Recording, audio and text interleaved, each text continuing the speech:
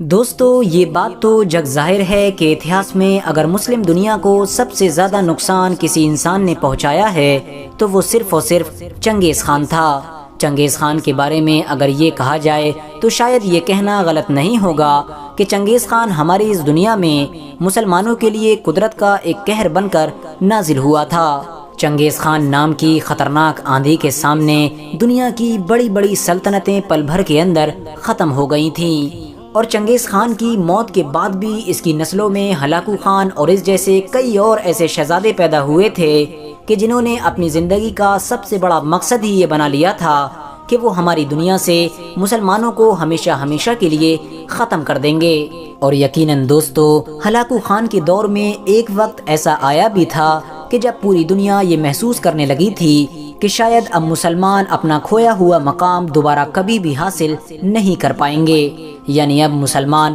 دوبارہ پاور میں کبھی بھی نہیں آ پائیں گے۔ لیکن پھر وقت نے بازی پلٹی اور پوری دنیا نے دیکھا کہ کسی دور میں مسلمانوں کا نام و نشان مٹا دینے کا خواب دیکھنے والے منگول اب خود مسلمانوں کے ہی محافظ بن گئے تھے، اور مسلمانوں کی حفاظت کی خاطر خود کٹنے اور مرنے کے لیے تیار رہا کرتے تھے۔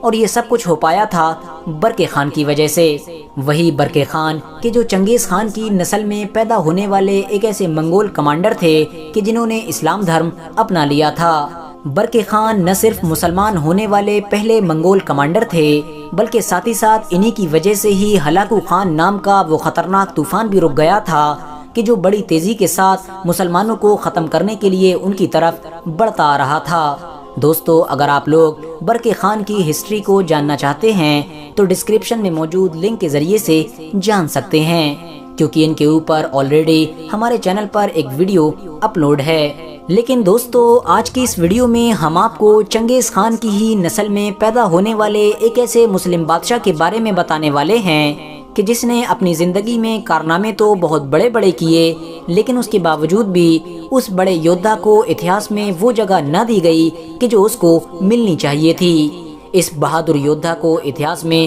شیبانی خان کے نام سے جانا جاتا ہے۔ شیبانی خان کی بہادری اور ہوشیاری کا اندازہ آپ لوگ صرف اور صرف اس بات سے لگا سکتے ہیں کہ یہی وہ شیبانی خان تھا کہ جس نے مغل سلطنت کی بنیاد رکھنے والے طاقتور انسان یعنی ظہیر الدین محمد بابر کو بھی جھکنے پر مجبور کر دیا تھا۔ شیبانی خان نے نہ صرف بابر کو ایک جنگ میں بڑی بری طرح سے ہرایا تھا بلکہ بھاگنے پر بھی مجبور کر دیا تھا۔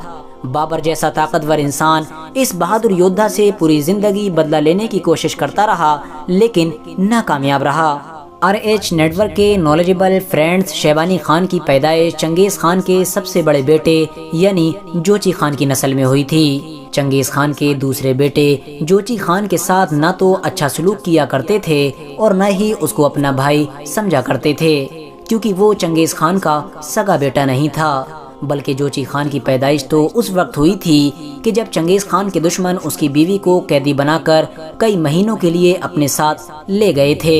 لیکن اس کے باوجود بھی چنگیز خان کبھی بھی اس کے ساتھ کوئی بھید بھاؤ نہیں کیا کرتا تھا بلکہ اس کو اپنے سگے بیٹے کی طرح ہی سمجھا کرتا تھا۔ چنگیز خان نے مرتے وقت اپنے دوسرے بیٹوں کی طرح ہی جوچی خان کو بھی اپنی ریاست کا ایک بڑا حصہ دے دیا تھا، اور اسی بڑے حصے کو گولڈن ہارٹ کے نام سے جانا جاتا تھا۔ اگلے کئی سالوں تک اس پورے علاقے پر جوچی خان کی نسلوں نے ہی راج کیا تھا۔ آپ کی نالج کے لیے بتاتے چلیں کہ اسلام دھرم کو اپنانے والے پہلے مسلم کمانڈر یعنی برقع خان بھی جوچی خان کے ہی بیٹے تھے، اور پھر دھیرے دھیرے جوچی خان کی اس پوری ہی نسل کو ازبیک کے نام سے جانا جانے لگا۔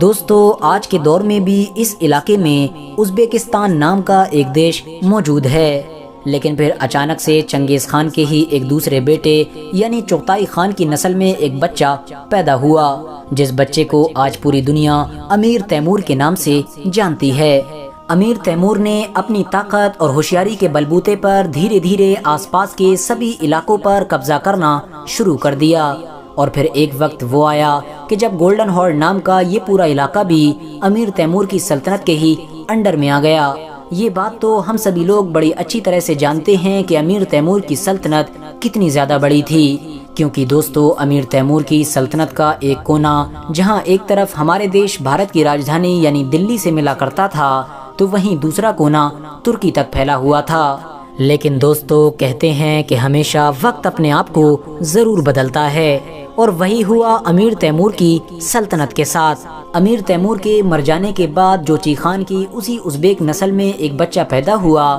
کہ جس ازبیک نسل کے زیادہ تر علاقوں پر امیر تیمور قبضہ کر چکا تھا۔ اس پیدا ہونے والے بچے کا نام شیبانی خان تھا۔ شیبانی خان نے جوان ہوتے ہی تیموری نسل کے لوگوں کے خلاف اپنی جنگ شروع کر دی، اور اس نے نہ صرف ازبیک نسل سے تعلق رکھنے والے سبھی قبیلوں کو ایک جھنڈے کے نیچے جمع کیا، بلکہ امیر تیمور کی نسلوں کو اپنے علاقے سے بھگانا بھی شروع کر دیا۔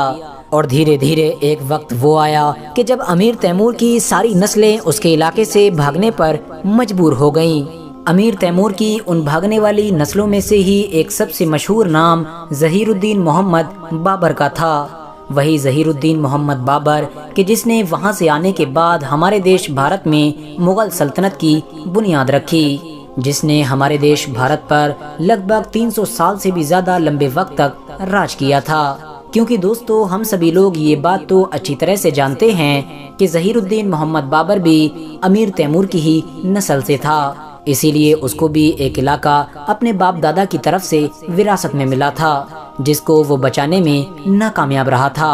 فی الحال دوستو سارے تیموری شہزادوں کو اپنے علاقے سے باہر نکالنے کے بعد اب شیبانی خان ایک سلطنت قائم کرنے میں کامیاب ہو گیا تھا، ایک ایسی سلطنت کہ جو نہ صرف طاقتور تھی بلکہ بہت بڑے ایریے پر پھیلی ہوئی تھی۔ لیکن دوستو یہ وہی دور تھا کہ جب ایران کے علاقے میں شاہ اسماعیل صفوی ایک طاقتور شیعہ حکومت قائم کرنے میں کامیاب ہو گیا تھا۔ شاہ اسماعیل صفوی کو اتہاس میں ایک کٹر شیعہ مسلمان کے طور پر جانا جاتا ہے، ایک ایسا کٹر شیعہ مسلمان کہ جس کی پالیسیز کی وجہ سے اس کے دور میں اس کی حکومت میں رہنے والے سبھی مسلمان شیعہ اور سنی ہونے کے ناطے ایک دوسرے کے خلاف تلواریں لے کر کھڑے ہو گئے تھے۔ اس کی حکومت میں دھیرے دھیرے شیعہ اور سنیوں کے جھگڑے عام ہو گئے تھے۔ دھیرے دھیرے اب اس کی سلطنت میں سنیوں کا رہنا بھی بہت زیادہ دشوار ہوتا جا رہا تھا، جس کی وجہ سے اب صفوی سلطنت کی دونوں پڑوسی سلطنتیں کہ جن کو کٹر سنی مسلم سلطنتیں مانا جاتا تھا وہ صفوی سلطنت کے خلاف ہو گئیں۔ ان دونوں سلطنتوں میں سے ایک سلطنت تو شیبانی خان کی سلطنت تھی تو دوسری سلطنت سلطنت عثمانیہ تھی۔ یہ دونوں سلطنتیں ہی وقت وقت پر شاہ اسماعیل صفوی کے اوپر یہ دباؤ بناتی رہتی تھیں کہ وہ کسی بھی طرح سے جھگڑوں کو ختم کرے اور ایسی پالیسیز کو بھی ختم کرے کہ جس کی وجہ سے ایران میں سنیوں کا رہنا مشکل ہو چکا ہے۔ لیکن دوستو شاہ اسماعیل صفوی کی طرف سے کوئی قابل قبول جواب نہیں آیا کرتا تھا، جس کی وجہ سے آخرکار ایک بار شیبانی خان نے 28,000 کی فوج کو لے کر شاہ اسماعیل صفوی پر حملہ کرنے کا ارادہ کیا۔ شیبانی خان کے مقابلے میں شاہ اسماعیل صفوی کے پاس صرف اور صرف 17,000 کی ہی فوج موجود تھی۔ ساتھ ہی ساتھ آپ کو یہ بھی بتاتے چلیں کہ شاہ اسماعیل صفوی کے مقابلے میں شیبانی خان جنگی معاملات میں بہت زیادہ ماہر سمجھا جاتا تھا، لیکن اس کے باوجود بھی اس جنگ میں شیبانی خان کو ہار کا سامنا کرنا پڑا تھا۔ ہار کے بعد شیبانی خان کو قتل کر دیا گیا۔ شاہ اسماعیل کو شیبانی خان سے کتنی زیادہ نفرت تھی اس بات کا اندازہ صرف اور صرف آپ اس بات سے لگا سکتے ہیں کہ شیبانی خان کی موت کے بعد شاہ اسماعیل صفوی نے ان کی باڈی کے کئی ٹکڑے کروا کر ان سارے ٹکڑوں کو اپنی سلطنت کے الگ الگ علاقوں میں نمائش کے لیے بھیج دیا تھا، اور خاص طور سے شاہ اسماعیل نے ان کے سر کو ان کے جسم سے الگ کروا کر اس کے اوپر سونے کی پرت چڑھوائی تھی، اور پھر اس کے بعد اس کو کئی الگ الگ طرح کے زیوروں سے سجایا گیا تھا، یعنی ان کے سر کو ایک پیالے کا شیپ دیا گیا تھا، اور ایک لمبے عرصے تک شاہ اسماعیل صفوی ان کے سر کو ایک پیالے کے طور پر استعمال کرتا رہا تھا۔ اور پھر اس کے بعد جب ایک لمبا دور گزر گیا تو شاہ اسماعیل صفوی نے شیبانی خان کے سر سے بنے ہوئے اس پیالے کو ایک گفٹ کے طور پر ظہیر الدین بابر کے حوالے کر دیا تھا، وہی ظہیر الدین بابر کہ جس نے ہمارے دیش بھارت میں مغل سلطنت کی بنیاد رکھی تھی۔ کیونکہ دوستو ظہیر الدین بابر بھی شیبانی خان کو بچپن سے ہی اپنا ایک بڑا دشمن سمجھا کرتا تھا، اسی لیے اس نے شاہ اسماعیل صفوی کے اس تحفے کو بڑی خوشی خوشی قبول کیا تھا۔ لیکن دوستو جیسا کہ میں نے آپ کو پہلے بھی بتایا تھا کہ وقت اپنے آپ کو ضرور بدلتا ہے، اور بالکل ایسا ہی شاہ اسماعیل صفوی کے ساتھ بھی ہوا۔ کچھ وقت کے بعد ہی شیبانی خان کا بدلہ لینے کے لیے سلطنت عثمانیہ کے سب سے طاقتور سلطانوں میں سے ایک سلطان یعنی سلیم اول نے شاہ اسماعیل پر حملہ کر دیا، اور اس جنگ میں سلطان سلیم اول نے شاہ اسماعیل صفوی کی سلطنت کے بہت سارے علاقوں کے ساتھ ساتھ اس کی سلطنت کی راجدھانی یعنی تبریز پر بھی قبضہ کر لیا تھا، جو پھر ایک لمبے وقت تک سلطنت عثمانیہ کے ہی انڈر میں رہے تھے۔ فی الحال دوستو، آج کی اپنی ویڈیو کو ہم یہیں پر ختم کرتے ہیں۔ ویڈیو پسند آنے پر نہ صرف ویڈیو کو لائک کریں بلکہ اپنے فرینڈز کے ساتھ بھی ضرور شیئر کریں، اور اسی طرح کی نالجیبل اور ہسٹوریکل ویڈیوز ہمیشہ دیکھنے کے لیے ہمارے اس چینل کو سبسکرائب کر کے ساتھ ہی میں بیل آئیکن کو بھی پریس کر دیں۔